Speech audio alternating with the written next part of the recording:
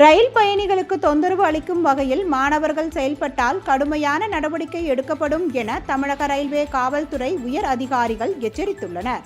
சென்னை கொரட்டூர் ரயில் நிலையத்தில் 2 கல்லூரி மாணவர்களுக்கிடையே ஏற்பட்ட மோதலில் ஒருவரை ஒருவர் கத்தியாலும் கற்களாலும் தாக்கிக் கொண்டனர்.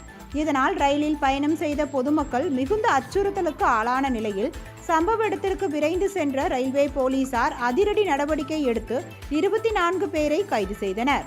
இந்நிலையில் கைது செய்யப்பட்ட மாணவர்களின் எதிர்காலத்தை கருத்தில் கொண்டு தமிழக ரயில்வே காவல்துறை டிஜிபி வன்னியபெருமாள், ஐபிஎஸ், தமிழக ரயில்வே காவல்துறை ஐஜி பாபு உள்ளிட்டோர் மாணவர்களின் பெற்றோர்களை அழைத்து அறிவுரை வழங்கினார். திருவள்ளூர் மார்க்கமாக வரும் ரயில்களில் இதுபோன்ற பிரச்சனைகள் தொடர்ந்து வருவதாகவும், பொதுமக்களுக்கு இடையூறு தரும் வகையில் மாணவர்கள் செயல்பட்டால் கடும் நடவடிக்கை எடுக்கப்படும் என்றும் தெரிவித்துள்ளனர்.